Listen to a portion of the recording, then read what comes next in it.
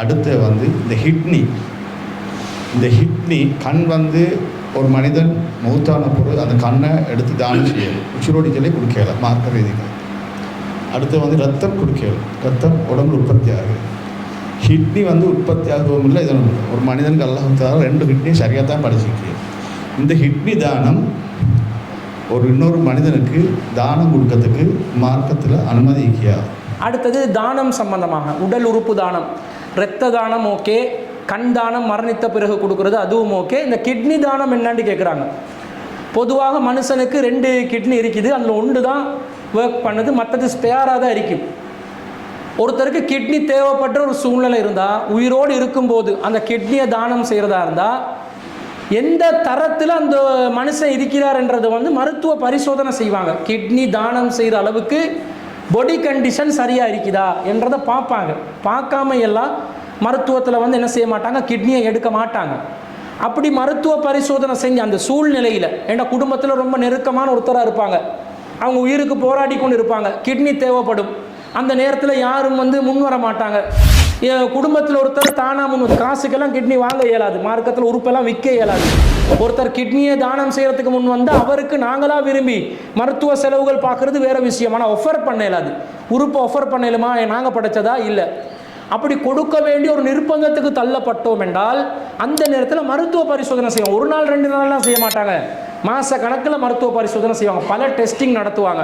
Testing எல்லாம் நடத்தி இவருடைய கிட்னியை வந்து அந்த பிளட் கேட்டகரி எந்த AB நெகட்டிவ் எல்லாம் பார்த்து O பாசிட்டிவ் என்னன்றதை பார்த்து இதை கொடுக்கலாம், பிளட் குரூப் படி இந்த கிட்னியை வந்து தானம் செய்யலாம் என்று மருத்துவ சான்றிதழ் வழங்கிய பிறகுதான் கிட்னி டிரான்ஸ்பிளான்ட்டை பண்ணுறாங்க.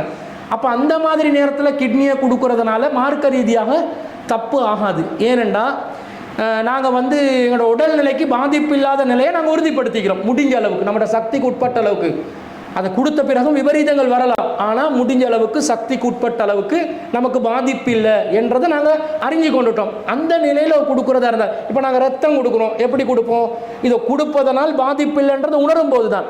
கொடுப்பதனால் பாதிப்பு இருக்குமெண்டா ரத்தமும் தான் கொடுக்கலாது. இந்த மாதிரி ஒரு சூழ்நிலையை நாங்கள் கவனிக்கிறோமா இல்லையா என்ற வகையில் தான் இந்த கிட்னி விஷயமும் அமைகிறது. எனவே ஒருத்தர் வந்து கிட்னியை தானம் செய்யும்போது மருத்துவ பரிசோதனையில் ஓகே தான், இது கொடுக்கலாம் தான் என்று மருத்துவ சான்றிதழ்கள் வந்தால் கொடுக்கலாம். ஆனால் காசு பணத்துக்காக கொடுக்கக்கூடாது. அது உடல் உறுப்பை விற்கிற பாவமாக போயிடும். ஆனால் அந்த கொடுத்தவருக்கு நிறைய விட்டமின்கள் தேவைப்படும். ஒரு கிட்னியில் ஓடுறதுனால கிட்னியில் ஒன்றில் ஓடுறோமோ இல்லையோ மனசு வந்து ஒரு மாதிரியாக மாறிடும். ஒரு கிட்னி போயிருச்சேன்னே நோயாகிடுவாங்க நிறைய பேர். அதுக்காகவே சில விட்டமின்கள் எல்லாம் என்ன செய்வாங்க, கொடுத்துட வேண்டி வரும், அதுக்கு செலவழிக்க வேண்டி வரும். அது தானாக இவருக்கு விரும்பி கேட்கக்கூடாது. அதை எடுக்கிறவங்க என்ன செய்யணும், அதை புரிஞ்சு கொண்டு நடந்து கொள்ளணும். அந்த வகையில் கிட்னி தானம் செய்யலாம். இது முடியாது என்று சொல்கிறவங்க என்ன சொல்கிறாங்கன்னா, அல்லாஹ் மறுமையில் எழுப்பும்போது உன்னை 2 கிட்னியோட தான் அனுப்பினேன், ஏன் ஒரு கிட்னியோட வந்தாண்டி கேள்வி கேட்டுருவான். ஏண்டா ஒருவர் எந்த நிலையில் மரணித்தார்களோ அந்த நிலையில் மறுமையில் எழுப்பப்படுவார்கள் என்று வருது. எனவே இது வந்து கேள்விக்குறியாகிற விஷயம் என்ற மாதிரி சொல்கிறாங்க.